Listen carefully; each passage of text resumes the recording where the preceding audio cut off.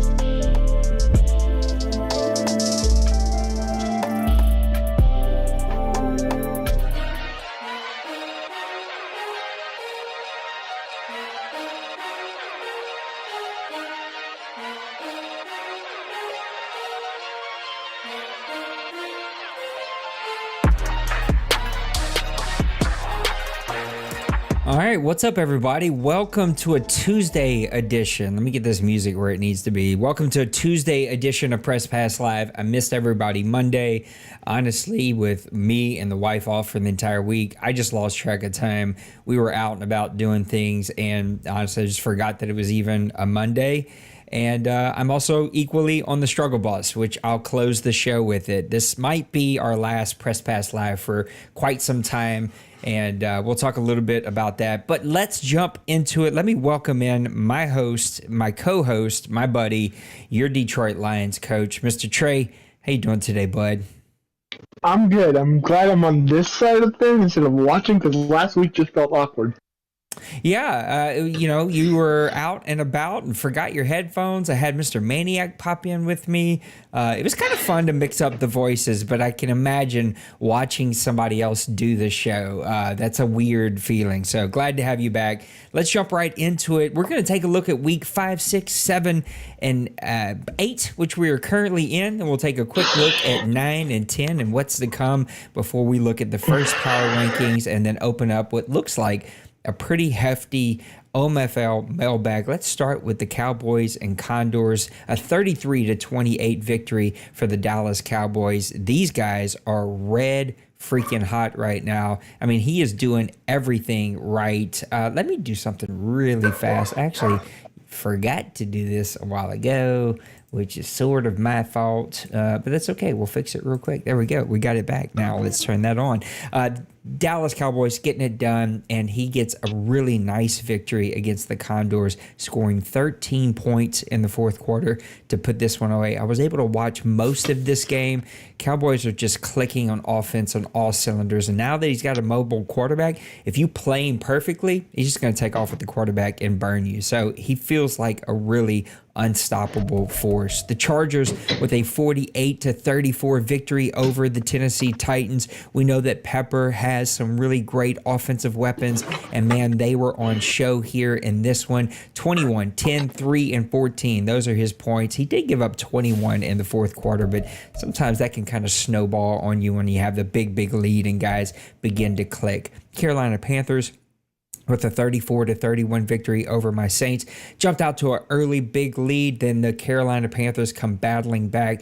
There was 30 points scored in the third quarter for both of these teams, and the Panthers continue to let the NFC know that, hey, we are here, we are for real, and we are going to have to be contended with. The Denver Broncos getting a victory against the Cleveland Browns and Little Koch. This was a really nice victory for Mr. Jay Glaze, scoring 10, 10, and 11 in the final three quarters to put up 38 points. And the second half just wasn't kind to the Cleveland Browns, as they only put up 7 points in that second half, but 315 passing yards to 259, only 70 rushing yards to 64. So these two quarterbacks, the rookie quarterbacks, are really putting on a show there in Cleveland. And then finally, Houston with a nice win, 41-21 over the Green Bay Packers. Let's take a look at week number 6. Mr. Trey, take it away. We got Seattle and Omaha in week number 6 going to a rather interesting 28-23 conclusion. DK Metcalf led the charge with 169 of the 218 yards over in the air, as well as 2 touchdowns. And this also marks a significant downgrade for the Dragons, as it's the 4th time this season that they've scored 8 or less points in the second half. Take our eyes to New York as we look at Buffalo and the Jets. Buffalo's defense makes up for a poor offensive outing in a close 17-12 win over the Jets. This is the Bills' second win within the division, and it also gives the Jets their first loss within the division. Take our eyes down to the Panthers and the Falcons. Kyle Pitts showed why his nickname is the Unicorn. 4 catches for 105 yards and 3 touchdowns in a 37-31 win over Carolina. 4 interceptions from the Falcons' defense, including a Cam Smith 51-yard pick 6.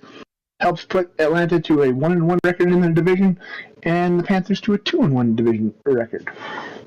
And lastly, Houston and Jacksonville. Cooper Harper had a breakout game, recording 3 sacks and allowing Damian Pierce and company to get a 40-19 win over division foe Jaguars. This puts the Texans to a 1-1 record within the division, and the Jags fall to 0-2 at the time. That's a good look at week number 6. Let me quickly do something. As we started doing this, it hit me.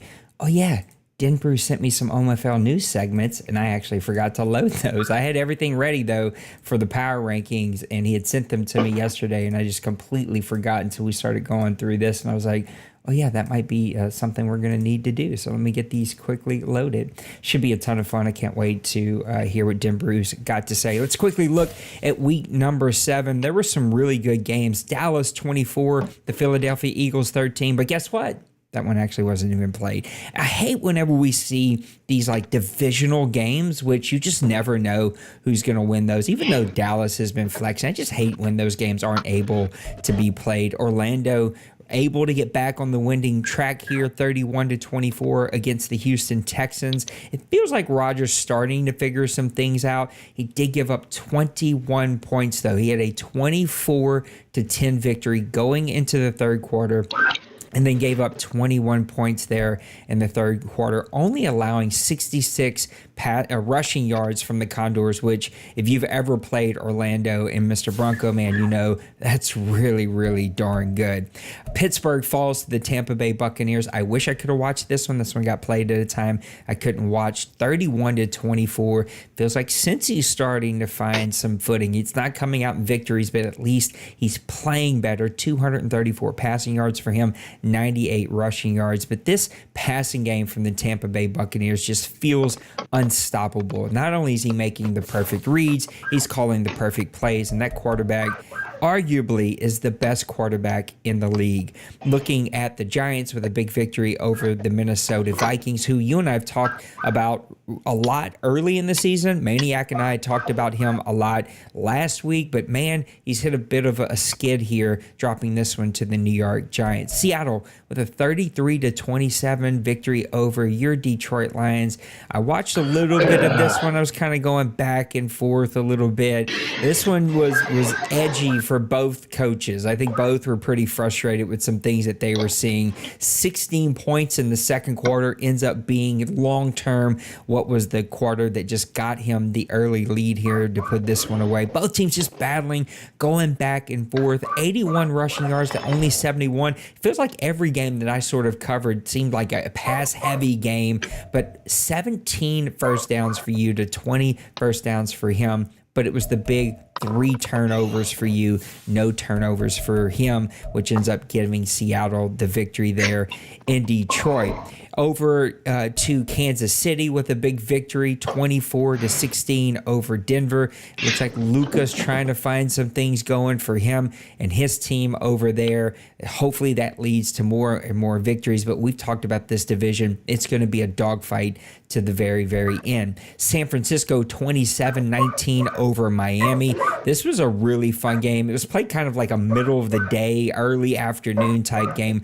13 points in the fourth quarter for San Francisco to get out to that lead. Looks like Miami did a really good job early in that game, but man, they got things clicking there late in the third, rolling into the fourth quarter, and San Francisco just was a little too much for that Miami team, who is an offensive juggernaut, but only put up 19 points in that one. And then a 42-28 victory for Atlanta over Washington. Atlanta seemed to figure some things out in these last couple of weeks, and even though he's hit a bit of a skid here recently, man, it was all clicking here against Bird, who is the Deuce champion. I just watched him and called a game with Maniac as he won a championship in the Deuce. Then he got on a bit of a roll here in the OMFL, but man, it dropped a big one here against Atlanta. And the last game I wanted to cover was the battle between two good friends, the Tennessee Titans, with a 27-20 victory over the Jacksonville Jaguars. 24 points scored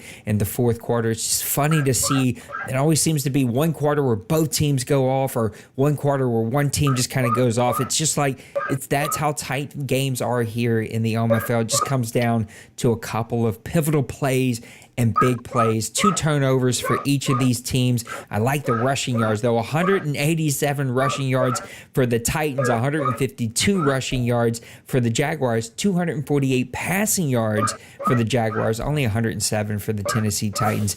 They ended up being just a bit too much for the Jacksonville Jaguars. Let's look at week number 8. What do you got for week number 8? We traveled to Minnesota, where we were talking about a team, like we said, that's hit and miss. Well, they pulled off their Rocky Balboa impression, getting absolutely torn apart by the Houston Texans passing offense, but finds a way to get that 12th round knockout win with a 34-31 win. This is also a little bit of a shocking thing, as Houston was technically a 4.5 point favorite. We travel down to Green Bay versus the Cardinals. The Packers defense freezes rookie quarterback Austin Henry, causing 3 interceptions, including a 22-yard pick six, as the Packers upset the Cardinals 30-17. This is a shock, as the Cardinals walked in as 10.5 point favorites. We then travel back to the friendly neighborhood of New York and talk about the Omaha Dragons versus the New York Jets. Joe Mixon was on a mission, having 18 carries for 152 yards and 2 touchdowns as the Dragons upset the AFC champion Jets. Jets came into that game, here's another shocker, as a 10.5 point favorite. A lot of gold sheets possibly going bust in the last couple of weeks, and it's good to see Omaha start to get back on those winning tracks. And I hate to point it out because we love our guy Tim, but San Francisco absolutely flexed those muscles on him, 45-3. Let's take a look at week number 9 and 10 really quick. I think this will be a fun one. I do think your Lions will come out on top against the Tennessee Titans, what I'm talking about, the Houston Texans. But I just like 2 matchups between 2 coaches, I think, that are just going to go at each other, and just 2 good guys here. I think that will be a really fun game to watch. I'm really looking forward to Bills versus Miami Dolphins. Buffalo, another juggernaut season. They're rocking and rolling. They're just going along. Things are happening for them. Miami, a little kind of all over the place. We've seen him have some offensive firepower. We've also seen him have to play really, really good defense. When you play Buffalo, you're going to have to do all of it. Can't turn the ball over. Can't give up the big play. That should be a really fun game to watch. Browns, Commanders, Little Koch versus Bird. I think these are 2 very similar coaches that like to approach the game in very similar ways. This should be a really fun matchup to be able to sit back and watch. Falcons versus Cowboys could be a great one. I know that Maniac hasn't quite found the momentum of the offense that he wants to, but he has so many weapons, and that quarterback, when he gets on, can make you pay. But if you've watched Dallas at all, he just feels unstoppable. If you play zone, he's going to break out with the quarterback. He's got the tight ends. He's got the fast running back. He just has all the weapons on offense, and even if you play perfect defense, great defense, he feels like he's still going to find a way to beat you time and time again. Bengals Raiders could be a good one. Raiders are on a roll right now. They just feel like a machine. I started against me. I was like, wow,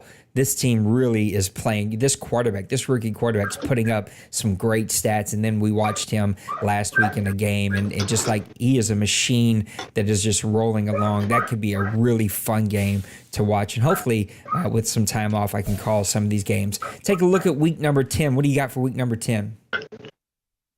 I got two games to highlight. One, both are division matchups. One is Dolphins-Jets. Dolphins are heading into their second straight division matchup and look to push Kobe and the Jets deeper in the hole. Jets are coming off a bye and can't afford a second division loss, and especially with a record of 4-4, that would put them in a very deep, very hard to come out of. The second matchup is the 49ers and the Seahawks. D Money's out for revenge following the Week 5 butt-kicking we gave him. And he wants to prove a point that it's still his division. The Seahawks are looking to potentially even lock up the NFC West with this game, with a win marking them at a 4-0 record within the division, and possibly a 4-0 record in the division, and a potential 9-0 record on the season. So that could play a pivotal matter in the final standings in the NFC. That's going to be a really fun one. Lions-Cardinals could be a lot of fun, too. Cardinals not quite as red hot as what we've seen them coming out of week 1, but I think that could just be a really fun matchup between both of you. Bucks and Falcons also might have a potential to be something really, really special. All right, let's bring in Mr. Denbrew, and let's listen to some OMFL news. I think I got this set up right. Where did... Maybe it's over here. Let's see. Let's check this out. I think I did this right. I don't know. We're going to find out together. Welcome. This the OMFL News is back. Season 107, week number 8. I am your host, Den Brew, and I am coming out of my bye week. I had a week 7 bye. I've got a date with the Atlanta Falcons in week 8. I was just looking through my schedule. I've got 3 games against the AFC West, 3 games against the NFC East. Sprinkle in the Bills in there, and sprinkle in those AFC North Division rivals. I get to play them one more time. Steelers, Browns, and Ravens. Finish off the season with the Ravens at the very end, traveling to Baltimore. So, not a great schedule. Got some tough teams in there we got. And I just found out Jamar Chase will not be available this week for the Falcons game, so that's not cool because he is pretty much the only thing that I've got going for me on offense on a consistent basis. So, but hey, you didn't hear me. You didn't come here to hear me talk about my team. But anyway, I was just checking them out and kind of wanted to take a look at it. Anyway, I want to send it back to Nate and Trey. Segment 2, we've got some mid-season rookie check-ins, and segment 3, we're going to look at a game of the week. Stick around. There we have it, Mr. Denbrew. That music, it was a bit much. It was a lot. That was priceless. Yeah, it was a lot going on there. All right, let's talk about the Commissioner Power Rankings. That was like a take me through the drive-through. I did Power Rankings too this week. You did Power Rankings too, is what you said? Yeah. Nice. Well, let's get into mine, and you can already see the first one on the screen. I'm going to go 5 through 1. I've got the Tampa Bay Buccaneers at number 5, and honestly, I wanted to put them much higher. I just didn't. When a team is undefeated, regardless of their schedule, regardless of sort of strength of schedule or who they played. I just like they're undefeated. Like at the end of the day, they're undefeated. They've earned what their record says that they are. And so I kind of had to put him a little bit lower than these undefeated teams that are going to be in the top 3. But I think Kevin is doing it all right. He has the team, the play calling ability to be in an OMFL bowl and win one. I don't know that he has the mental fortitude to push through, because Kevin can be really hard on himself is what I'm trying to say. And I think that in the playoffs, you have to be able to overcome bad things happening or bad decisions happening or things not going your way to win a championship here. And not all of us can do that really well. And I think if Kevin can win that battle, he really could go all the way this season, even against the juggernauts like the Cowboys, like the 49ers. I think that Kevin has it going all for him. And he is my team coming in at number 5. Coming in at number 4, I've got you, Trey, and your Detroit Lions. You've got the rookie running back that we've talked a lot about. You've got Hendon Hooker playing really good ball, who adds mobility to his game. So if you need to escape the pocket, there's nothing there. It gives you kind of that option. You've got the tight end. You've got the receivers. You've got the speed, the playmaking ability. On defense, there's maybe many more holes there on the defensive side, especially since you're known for sort of the Hall of Famers and the playmakers that you put on that side of the ball. But I feel like your team has the potential to make a run and to make what could be a really deep run. And it's going to be a fun playoffs as we get there. But you're coming in as my number 4 team. Coming in at number 3, it's Meek and the Seattle Seahawks. We talked a lot about Meek ever since that he has joined this league. I talked a lot about him last year, but it was a bit more hit and miss. I feel like the quarterback play is solidified for him. He does like to sort of go down the field to some of his receivers and kind of get infatuated or focused a little too much on that, but I think those are like little kinks that you work out through a season. He's got a really good running game, and he plays excellent defense. They're coming in as my 3rd team, and look, anyone who can beat the San Francisco 49ers, you got to give him some kind of nod, especially early in the season. It's going to be a big matchup coming up here in just a couple of weeks. Coming in as my number 2 team, it's the Dallas Cowboys. I mean, I've talked a lot about him already on this show. I think he has it all. Dwayne's always been a premier play caller. He's always been a premier defensive player. He's always been a team that puts you in a position similar to a D-Money or a Kobe or some of our other top teams that you just feel like out of the play call screen, you're at a disadvantage. And now you add in a mobile quarterback, which just gives you fits. Like, what do you do when you've called the perfect play? You've got everyone covered up. The defense is about to get a sack. He scoots up the middle. He's busted you for 45. Like, it is just frustrating. That's what Dwayne now has, and he's going to be a torture as we get into the playoffs. And then my number 1 team. Sorry here, Mr. Denver. I got to remove my little face here, so let me get my face off of the screen as it's covering up my guy, Mr. Denbrew and the Denver Broncos. My God, I need a nap.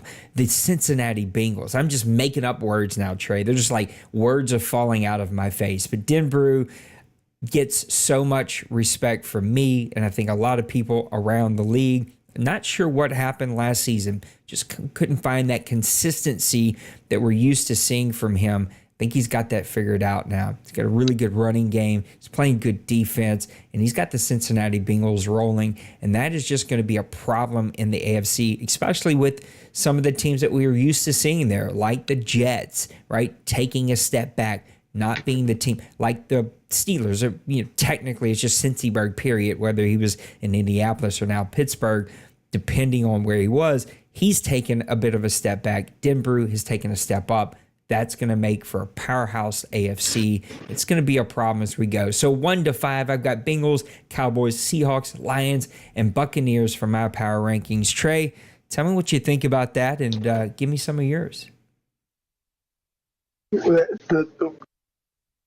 Pretty good. I mean, 4 out of 5 are in there, and we have one difference, and there's a few little different weddings. But in what I'm calling my inside the den rankings, my number 5 is Bill and the Buffalo Bills. He's 6-1 record with sole loss coming to my line, and wins over the Jets. Edge Bill slightly over Kevin in the Bucks. Bills are taking advantage of the Jets' sloppy season and are looking to see East crown en route to a potentially deep playoff run. At my number 4, I have my Lions with 6-1 record, a close loss to the Seahawks, even given 3 interceptions, and wins over the 49ers and the Bills have me looking for another potential run in that OMFL 7.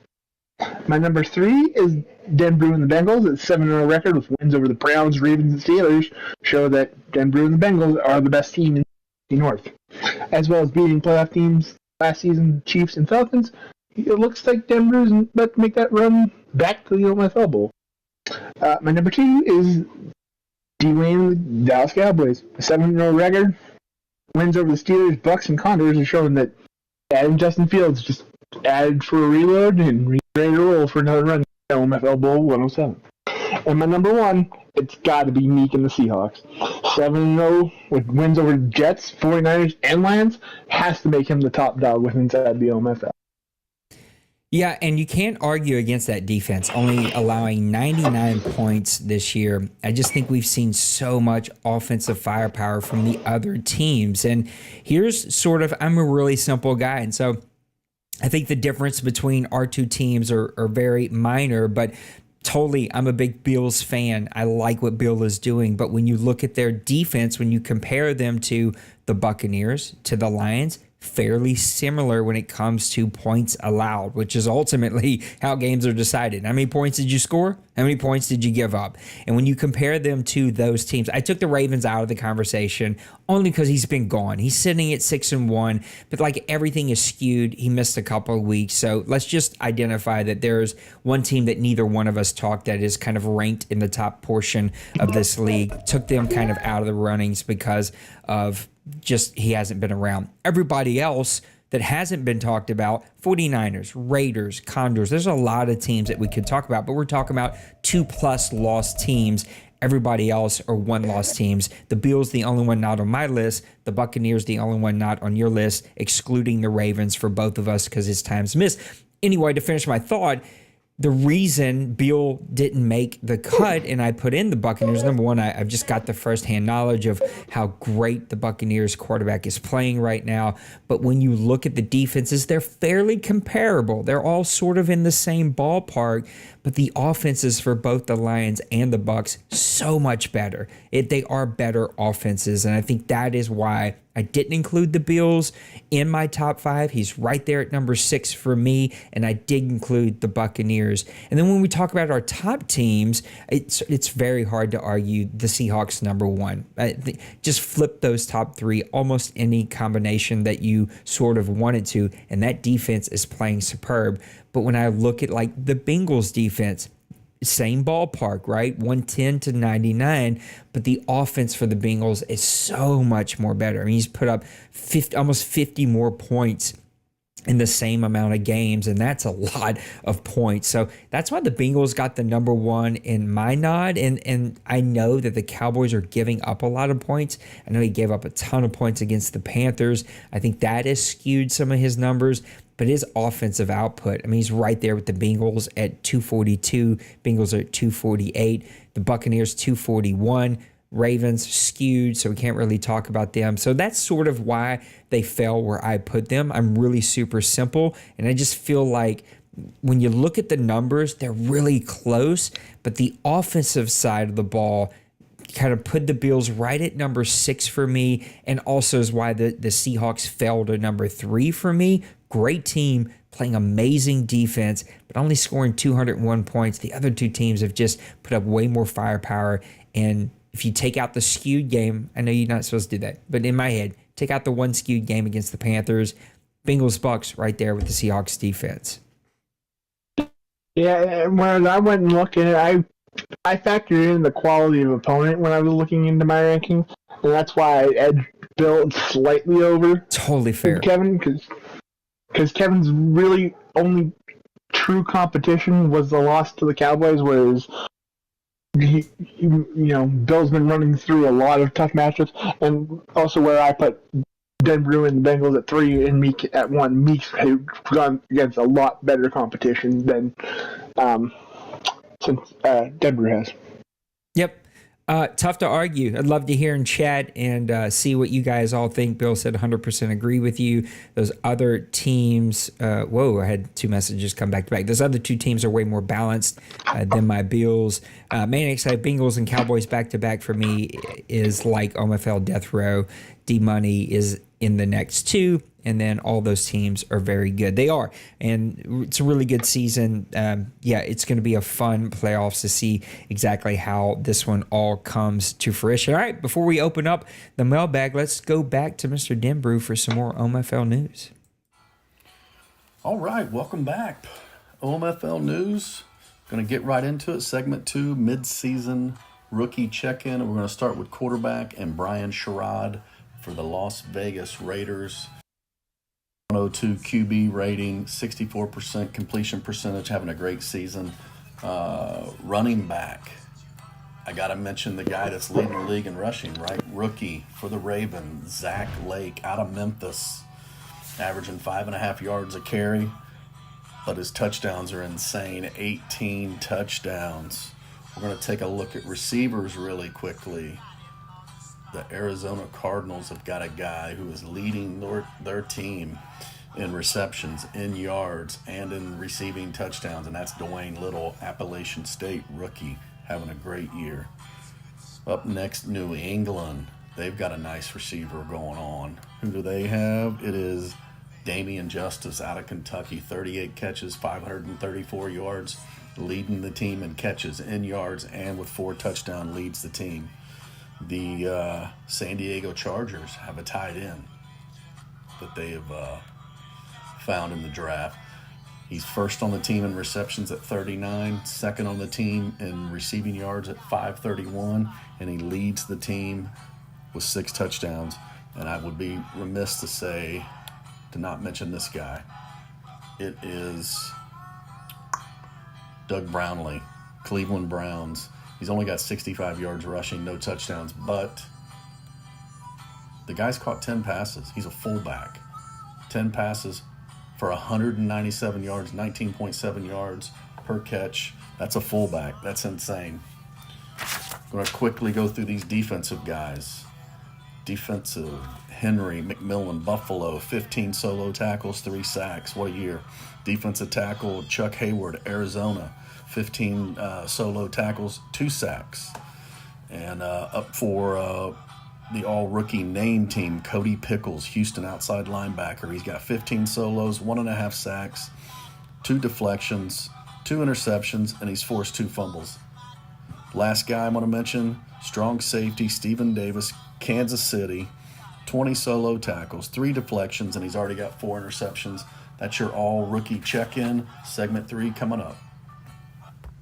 Mr. Denbrew, if you watch this, you got to find other music. You're going to get me pegged for copyright infringement. Hopefully it's so quiet in the background I don't get pegged, but you got to use copyright free music. We can't be using all this real life music. All right, let's open up the mailbag. You ready to do this, Mr.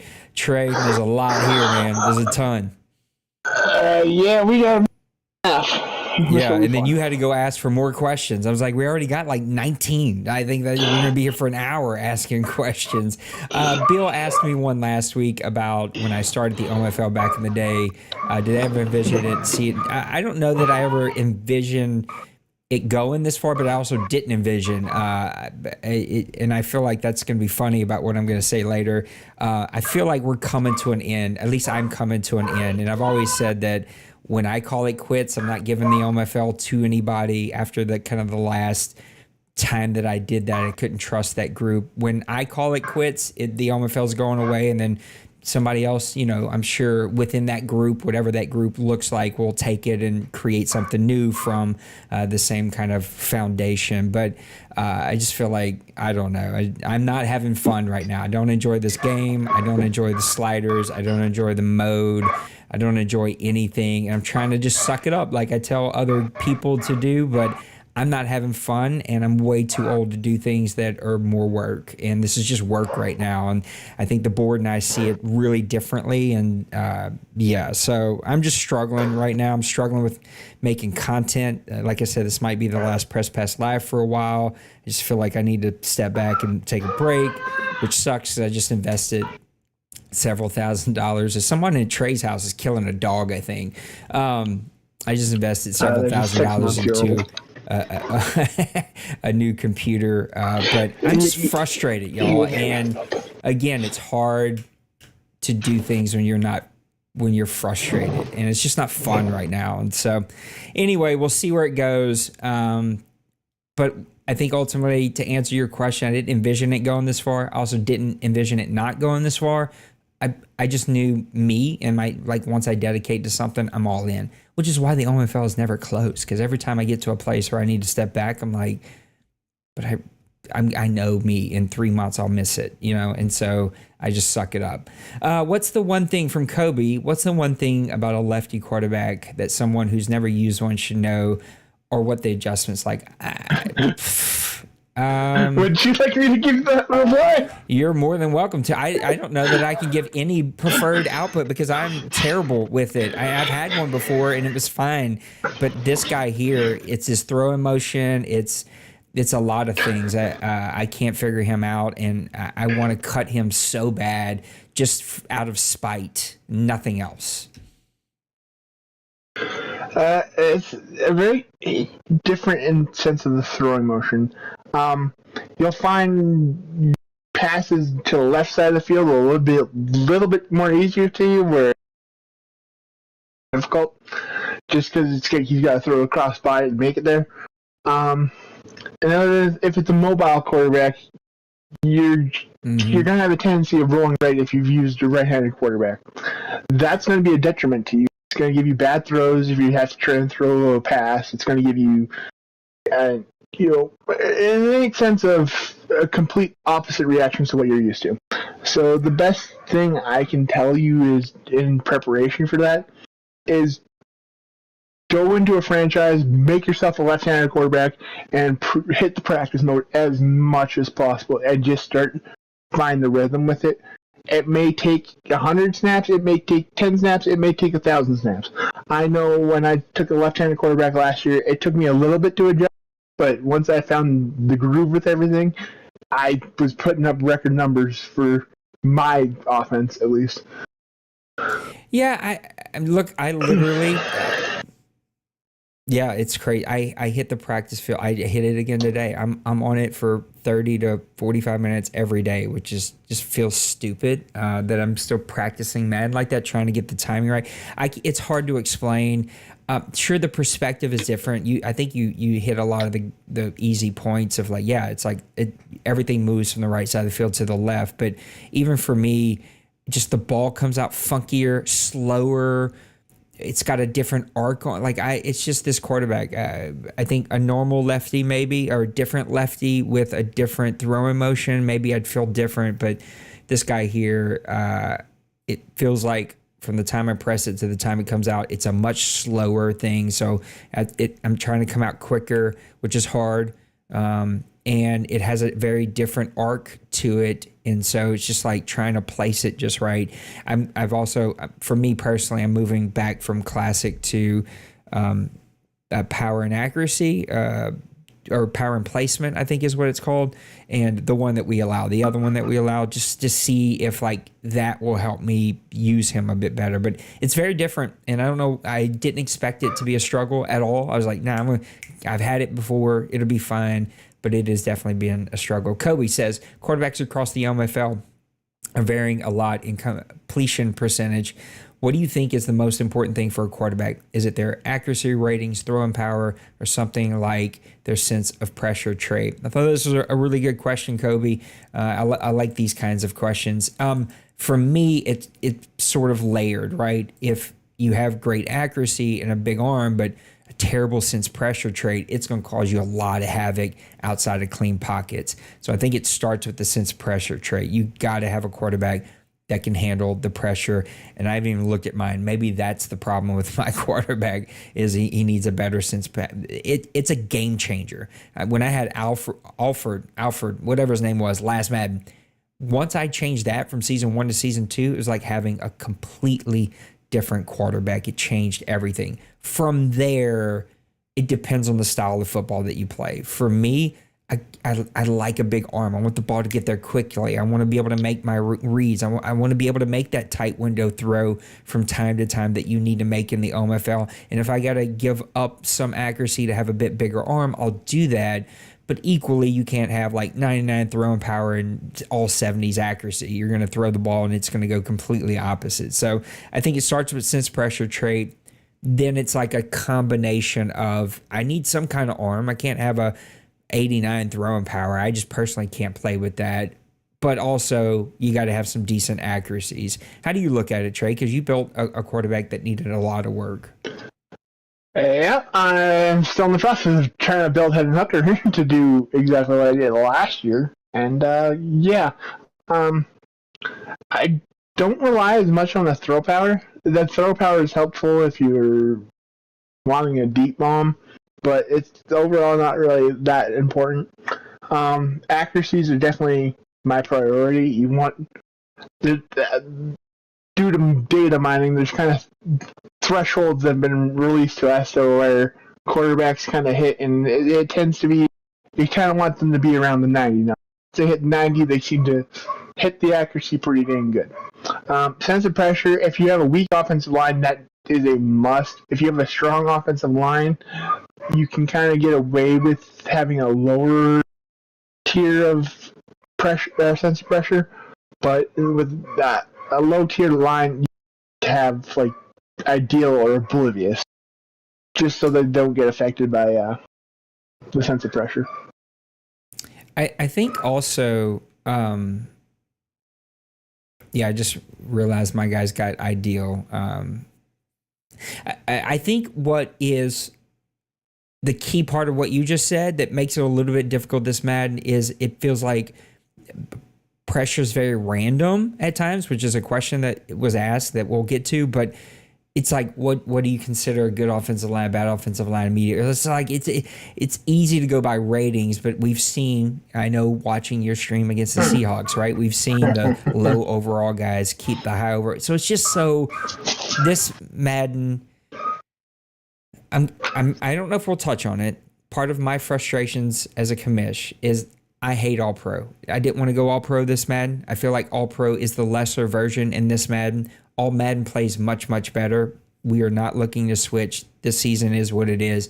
We will have that discussion in the offseason about giving it a try. And saying that, there are a couple people that we follow for sliders. Every single one of them have said it is much easier to get a good set of sliders on All Madden than All Pro. And I think that affects a lot of these kind of quarterback situations, right? And how the game plays. It feels so random on All Pro. In some games, your team is awesome. Some games they're terrible. Sometimes it's a mixture between. You go through quarters where they play very different. It just feels so random on All Pro. And I don't know. It's just frustrating. It's one thing once you just know, okay, your skills don't play well on this Madden. Here's what I need to go work on. My team isn't built well for this cycle. Here's what I got to work on. It's another one. It feels like that's a moving target. And for me as an owner, it feels like a complete moving target. And I just can't figure it out. Shocks, I'm going to let you start with this one. I think it's a good one.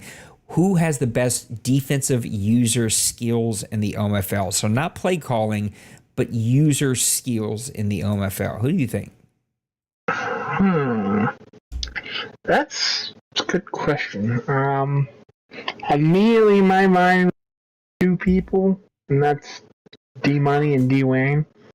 Just because you see them user safeties and linebackers, and you go to run the ball, and they meet you there before you meet the line of scrimmage. Ugh, baffles me.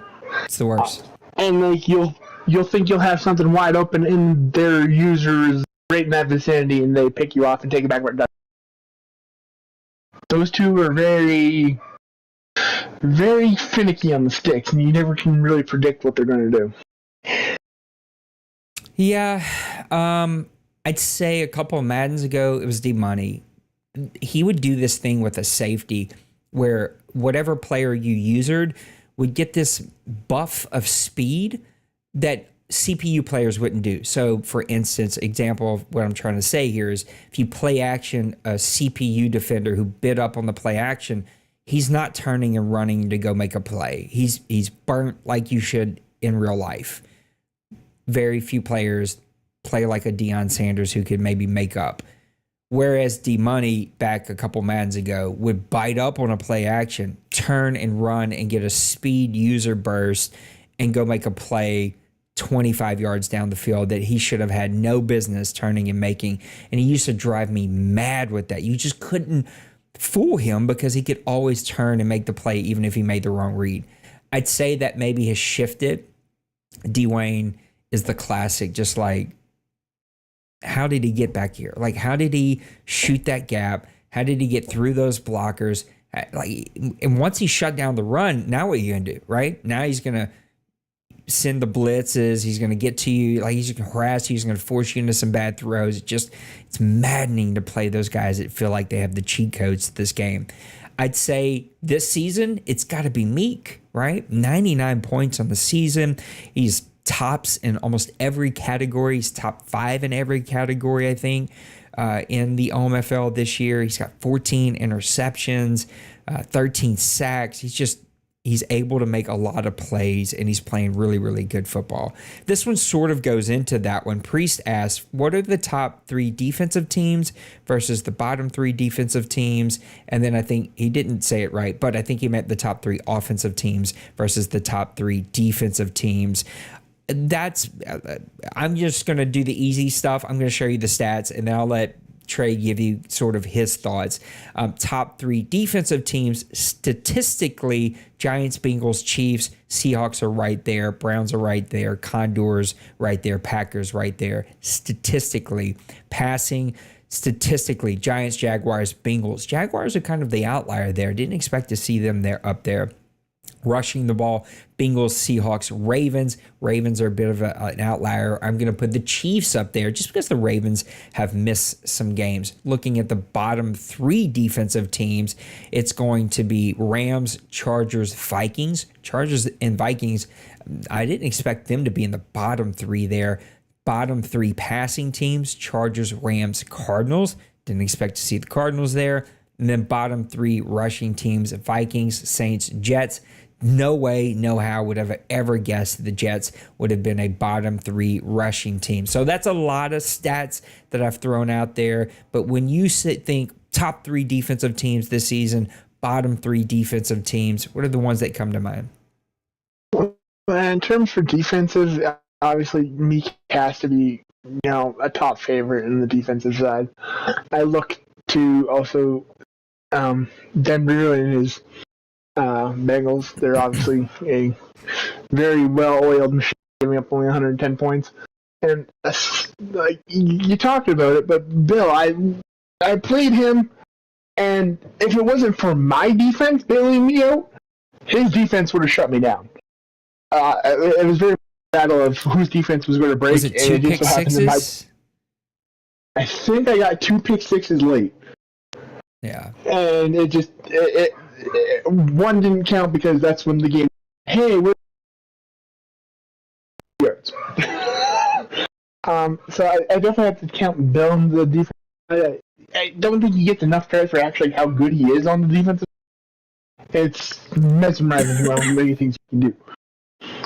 Offensively, I think we have to talk about Kevin the Bucks. That's one of those teams, Jake. He can run, he can pass. Before you give me yours, let me show the stats of the offense really fast. So offensively, if we just went statistically, it's going to be Buccaneers number 1, Chargers number 2. Wouldn't have guessed that. 49ers number 3, Falcons right up there at number 4. Passing offense, it's going to be Bucks, Chargers, Falcons. Rushing offense, it's going to be Dragons, Cowboys, Lions. Wouldn't expect to see the Dragons that high. Bottom 3 teams in all of those categories, Broncos, Giants, Patriots.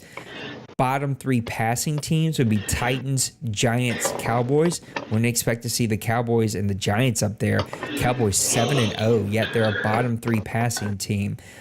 Browns, Broncos, Patriots would be your bottom 3 rushing teams. Now give me the teams that you think are the top 3 offensive and bottom 3 offensive teams. All right, I got to give Mr. Truth and his Titans a little bit of credit on that defensive side. The rain and a bunch of missed passes led to them only having 19 in passing. I wouldn't say that his passing offense is lacking because he was throwing wide open passes. It was just not hitting the target. Where we will. In terms of offense, like I said, you've got to talk about Kevin and his Bucks. You know, it's clearly stated. You know, he's got technically the best offense. I look to guys also like D-Money with his 49ers. You know, he's hit 2,000 passing and 1,000 rushing. Plus, he's got double-digit touchdowns on both sides of the ball, or running and passing. And I have to throw myself in the mix, surprisingly. I'm lacking in the passing game, but I'm also efficiently scoring with both sides of the ball, and I'm kind of having a balance. There's tons of guys that also have that balance that are just, it's hard to pick just 3. Yep. A lot of really good ones. Let's go to one that, I won't lie, pissed me off. This one, I don't know. It just didn't like anything around what happened after. But Bill wants to ask, Browns, Texans, Patriots, Broncos, Vikings, Giants, Commanders, Cardinals. 8 teams, all close to the midway point. Do you see any of those teams turning it around? I would disagree with Bill. We have talked about many of those teams. Patriots, Vikings, Giants, Commanders, Cardinals, a lot. Browns, a lot. So anyway, let's go and look at those teams right now. I'm going to give you the schedules, and you tell me if you think those teams, not the schedule, I'm sorry, the standings, and you tell me if those teams are going to turn around. But first, I actually got to click the right button here and get to the right spot. So let's get back over here. Standings is what I'm trying to get to. I'm going to rattle these off. So we've got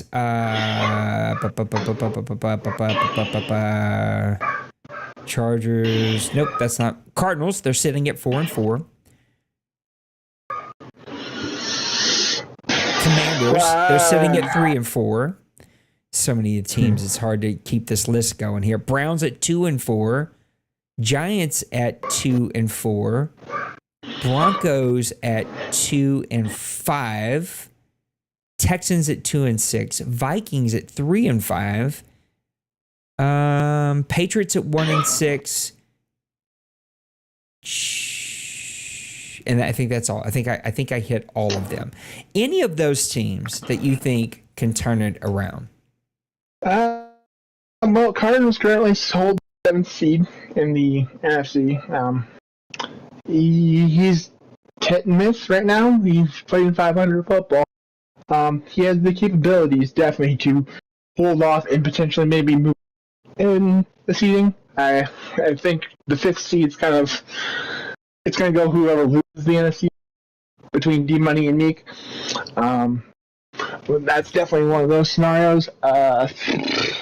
Vikings, I think they're on the outside looking in. I just don't think he's finding a good rhythm with his team, and he's still got a couple tough matchups along the way. Giants, it's hard to say, you know. We talked about it at the draft show. Wasn't drafting a quarterback. I'm starting to think that was really a bad choice. The play is just not there. 96 points offensively through 6 games. That's not going to get you anywhere. Playing him, I would only make the case. I think it's more play calling. I really do. My game may have been, I don't watch all the Giants games, but Prescott can still get it done. He's top quarterback. We've seen Dwayne win with him. it just feels like the play calling isn't normal Colin play calling for some reason. We've seen him put up so many points, set records in this league, at least in my game, and I was told to watch for this going into it. So evidently not just my game, really focused on getting the ball to his running back. And he's a great player, and totally you want to get the ball in your great playmaker's hands, but I think it's thrown him off a little bit. And I think if Colin could get back to the old Colin play calling, we may see that team turn it around pretty quickly. I do agree long term, he needs a quarterback, but it can't be the excuse this season because Prescott can clearly still get it done. It feels like a play calling issue. Yeah, there could be the situation. Commanders, they're on the verge of being in that playoff spot. They still have, their game back of being inside the playoffs. That Bird can definitely turn the season around and find himself in. Broncos, it's hit and miss with him. He could turn it around, but I think it's at the point where he's already looking into next season to try and make a run. Patriots, I don't know what it is lost. Sometimes he's hitting on perfect strides, and sometimes he's shooting up air balls. I think we're at that point where it's a little too far out for him. Roger, if he's proven that he can make runs. I think he showed it in the 4. He made a run late, just about going up in the playoffs. I think that's definitely a possibility. And if Koch can find his groove, he can instantly turn the season around. I think it's still in reach for him. Any other teams? I'll talk about one team before I run through the list on my side that isn't on his list, but I think is a team that we don't get to talk a ton about. And I think ultimately what gets your team talked about, number one, is winning or losing really bad. Do either of the extremes, but also just being active, creating content, us seeing you in chat, talking about your team. This is not a full-time job. I don't have time to go freaking sit here for 18 hours doing research on all the teams. And so, again, some of these teams don't get talked about a ton, mainly because they're just not super active. Raiders, though, 5-2, drafted a rookie quarterback high, and it's paying huge dividends for him. Man, the running game has clicked. He is just gashing people in the running game. Quarterback is making good, pristine passes. Devontae Adams is still getting it done. He's doing just enough on defense to be able to win games. I do think that defense is going to be ultimately what either helps him go on a run or ends up hurting him in the long run. But that offense is putting up a ton of points. Looking at a couple of these other teams, Panthers are another team not on his list. Maybe don't get to talk a lot about him because he's sort of like my team, sort of middle of the road. I don't talk about my team a lot, but middle of the road packed teams don't get talked about a lot because you're not bad, you're not good, you're sort of in the middle. But he's sitting at 4-3. The defense, which is a bit shocking for me, is maybe giving up way too many points for his own liking. But that offense, man, they're clicking. They're starting to find a bit of a groove there.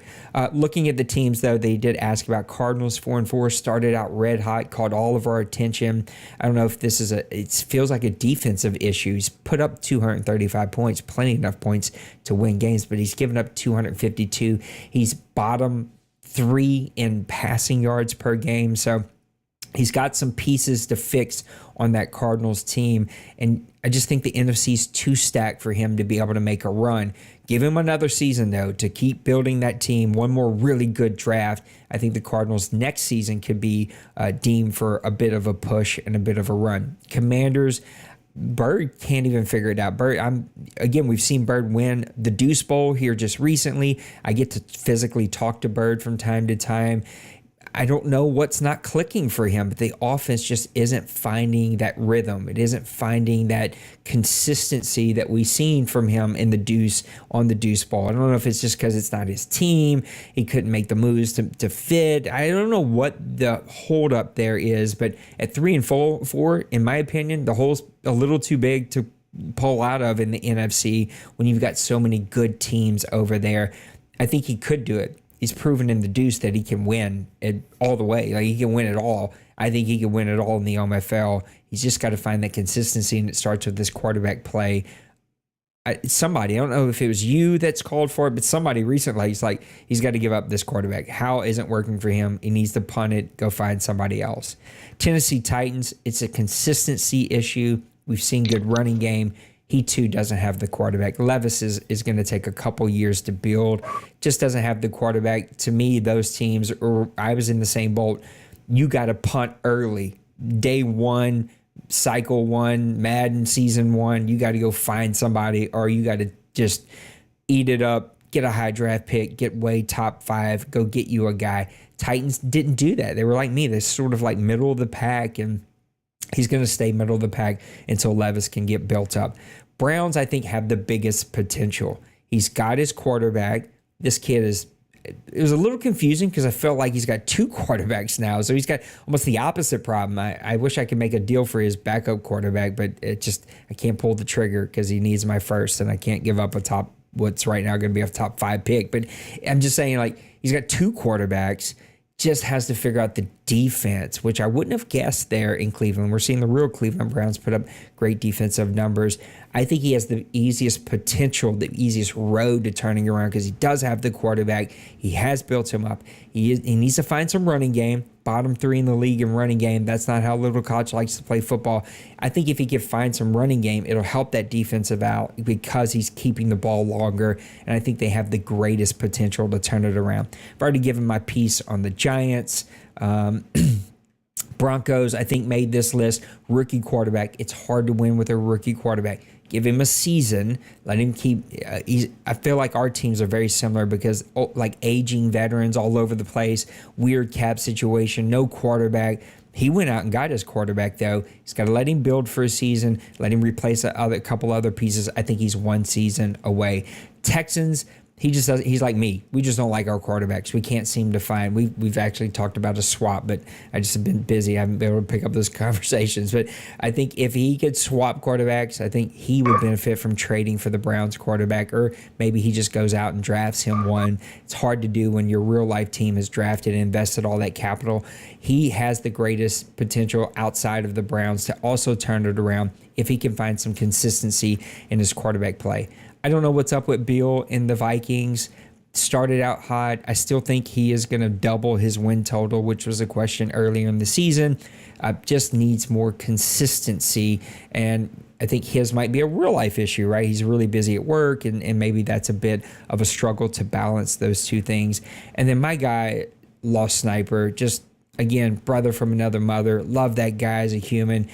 He went heavy veteran. He's like, I'm going to go invest. I'm going to bring in the old veteran guys.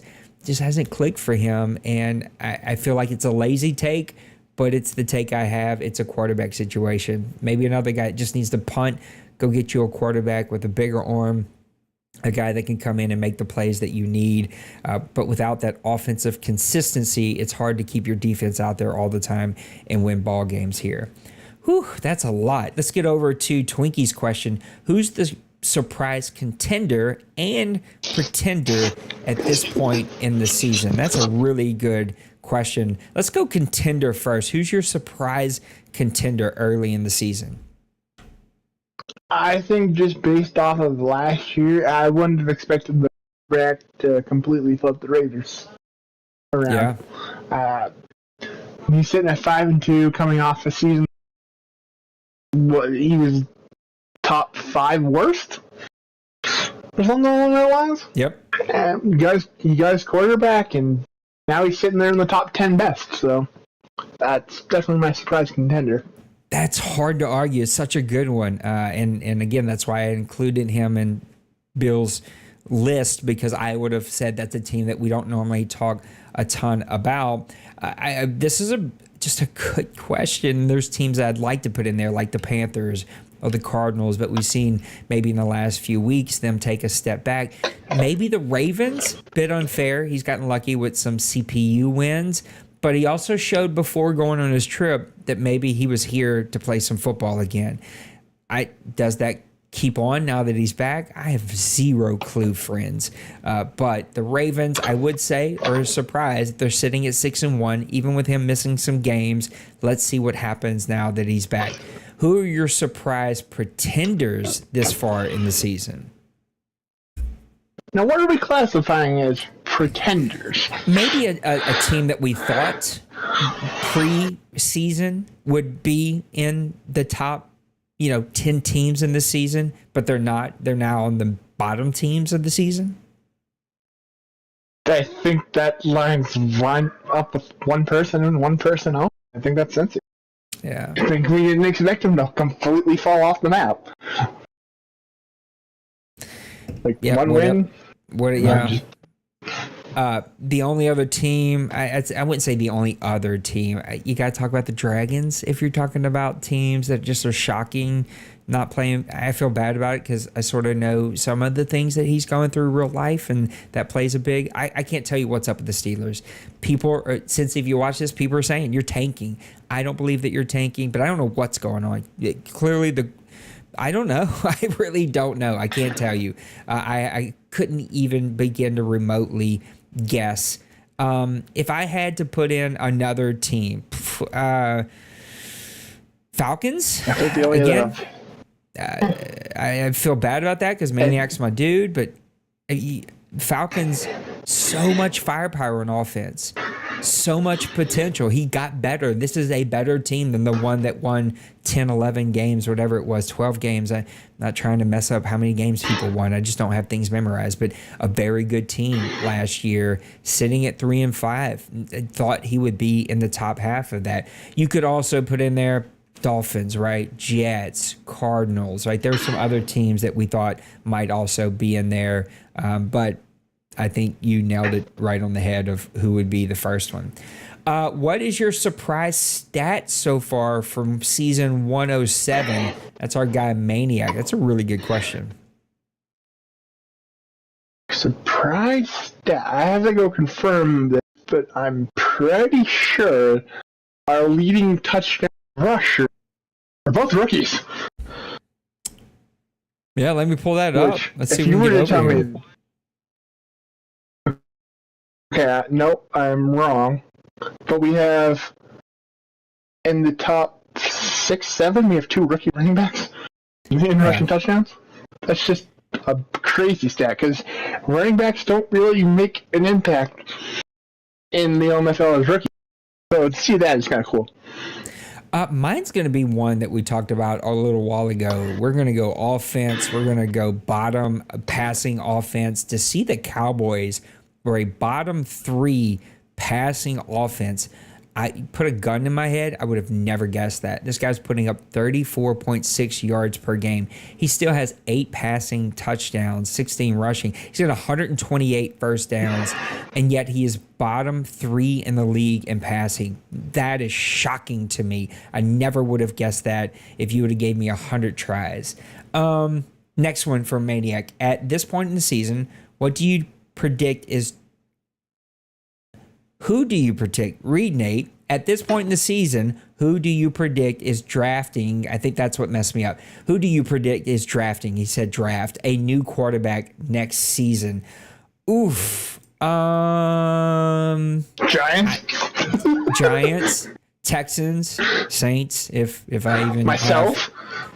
Really? Tell me more about that one. It's going to depend on if I can get some. He's like 26, 27. Yeah. That's like peak Madden plateau. If I don't find the way to get that dev up, he's going to just stay stagnant. And I can't stay stagnant in the OMFL.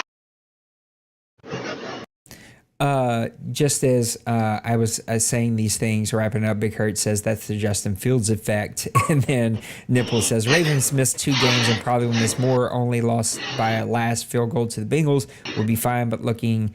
Nipples from different cultures is also priority and more time to play now. Anyway, what was the teams? Yeah, I named my teams. I think there could maybe the Cardinals. I don't fully know who the Cardinals quarterback is. Did he draft one? Didn't he draft one? I don't remember. I mean, he drafted, but he got like the 4th or 5th one. Austin Henry, yeah. I think you'll see less quarterbacks than we did this last draft. I think the further you get, it's like all of them season 1, and then 2, 3, 4, it starts to slow down, and then you start to 5, 6, people start to try to get imports as they think about their team in the future. So it could be interesting to see how many go in this next draft. Last one, Twinkie, has pass rush gotten better in season 107, which is just like, yes, it makes my stomach hurt. Maybe, sort of. It definitely was great against the Tampa Bay Buccaneers, but I got 0 sacks. I think I'm bottom in the league in sacks again this season, so it's very hard for me to tell you because my team can't get pass rush to save our lives. I swapped to a 3-4 early in the season. Didn't work. I'm back to a 4-3.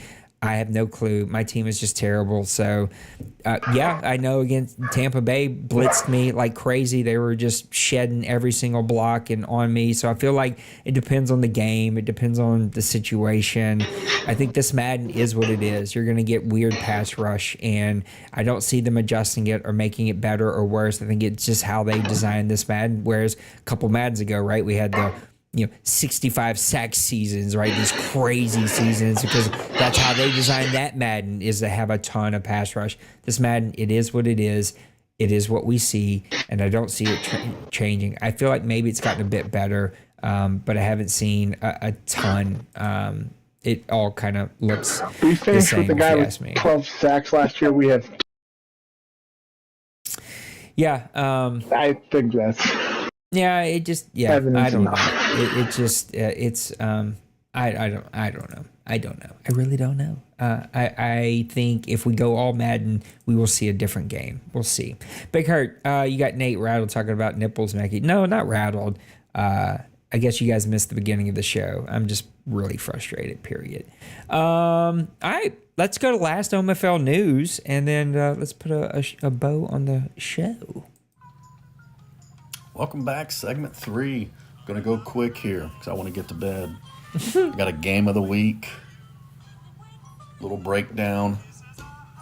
The Pittsburgh Steelers traveling to visit the Cleveland Browns, a little AFC North rivalry there. I'm just taking a kind of a quick stab at the stats here, things that stick out in my head. Third down percentage on offense, Pittsburgh executing third downs at 46% success rate. The Browns at only 28%. So Cleveland, if they're going to win this game, they got to be better on third down, as I see it anyway. They're pretty evenly matched as far as yards go. Total yards, Pittsburgh just a little over 300. Cleveland's around 342. Passing yards, Cleveland throws it a little bit more, 295 to Pittsburgh's 213. Passing touchdowns, Pittsburgh has the edge there, 15 to 14. Rushing yards, Pittsburgh definitely has the edge there, averaging 94 yards per game rushing, where LC and the Cleveland Browns are only at 46. Points per game offensively, Pittsburgh scoring about 20 points a game, and LC just a little slightly better at 24. So quick look at the defenses, 11 sacks each. They give up fairly about the same amount of rushing yards on defense. Far as points go on defense, Pittsburgh's given up 32, LC's given up 34. The Gold Sheet's got this one at Cleveland minus 4.5. I see it a little differently. If I was a betting man, I would take the points, and I would put my money on the Steelers to cover the 4.5. Segment 3 is a wrap. Back to Nate, back to Trey. See you all next week. Let's see if we can see when that game's supposed to be played. Hit the right button here so I can actually come see this. What game's that? Schedule. Oh, that's right, because you can't hear that stuff. Because if I put it on, there's a long reason you can't hear it. I've got to have it set the way I have it set. They're playing today at 8 p.m. Eastern. It's the Steelers and Browns. He was doing a game of the week breakdown. That would be a fun one to call, but I don't think the wife is feeling it. She's like, all right, you've done this enough. Let's wrap this up. So let's do just that. Let's put a bow on the show, and let's wrap it up with some final thoughts. Trey, give me your final thought, and then I'll give mine, and we're gonna get everybody out of here. I think it's a. How do I put this together? A lot of teams are competing and think that, oh, that's not working. Don't give up on yourself. It's easy to flip your season around. Just gotta keep the mentals there. I've been in that situation where I gave myself mentally down, and we all saw how the end of season 104 was. I was mentally down and I got worse. Just keep your mental focus. Enjoy the game, even though it is hard. And just try and have fun. My final thought, thanks for that. I like the encouraging, Trey. We kind of had a laugh about it the other day. But my final thought is I'm looking for some hot seat guests. We got one, and we haven't done one since, so I'd love to have somebody come and do a hot seat. Just got to DM me that you would be available. We set it up. You plop in here on your phone or computer, or whatever you have access to, do a quick interview, a little hot seat action, and get you out of here. If you don't have time, I'll even do some written hot seat stuff. And so if you're open to doing a hot seat, let me know. Let's make it happen. And, again, if for those of you who watch this late, watched it early, whatever, like, what I said is not a threat. It's like, again, I fully own that I am being a tad child right now, and I get it. I'm just not having fun, and I don't expect anyone to keep doing this. Even guys who've come to me and be like, yo, I'm thinking about stepping away and not playing anymore because it ain't fun. I get it. If it ain't fun, it ain't fun, and I am not having fun in any area right now. Content doesn't even feel like fun stuff, and so yeah, I'm going to keep pushing through and keep trying to be positive and have fun. But I feel like a man on an island, and I feel like I'm the only one who thinks this is not a good game, or not at least a good mode. And maybe I'm wrong. Maybe all Madden sucks too. I have no clue. I just know I'm not having a good time, and life is just way too short to keep doing things that aren't fun. So I'm trying to find some fun, and Roger, maybe I just need to call you and make a deal for a quarterback or little Koch. But yeah, I can't have two quarterbacks eating up my cap. So nobody wants this lefty except for Roger. He said he'd do an even swap, but that feels wrong in so many ways. So we'll see how this goes. Guys, thanks for hanging out with us. Thanks for being patient with me. Trey was all ready to go yesterday, and I was like, oh yeah, it's Monday. I totally forgot it's Monday, because I'm a routine person. I've learned that about myself. The older I get, the more like I'm super routine. Like this happens, then this happens, and if that routine gets messed up, I'm out of it. So I have been out of it since the wife and I are off of work, and she's already opened the door and been like, yo, what are you doing right now? So let me go ahead and wrap this up. Trey, thanks for being with me. Guys, thanks for hanging out with us. I appreciate you. I love you. Remember, take care of yourself. Big Hurt, it's good to see that you're back at work, brother. I see you in chat. That's awesome news. Big Hurt's trying to recover. I know you are, Raj, which is also why I don't want to pull the trigger, because I know you're just doing it because it's me and you, and I love you, and you're like an older brother for me. But that makes me not want to do it, because like it's not fair. Like if it's a good deal for both of us, let's do it. But yeah, anyway, I'm talking too much. Guys, I love you. Take care of others around you, especially during the holiday season. So we talked about it at church this week, but like it's so easy to get caught up in the stress and the anxiety of the holidays. Some people, the holidays are hard for, whether it's like depressed or just feeling lonely. Like, take care of people around you, but also take care of yourself. No one is like, yo, that person, they're not healthy for me. I know they're family, but we're not going to be in a conversation. I'm going to tap out or what. Like, just take care of others. Take care of yourself. Know that I love you. Hopefully we'll do some game of the weeks here pretty soon. We'll see you on the next one. All right. Bye.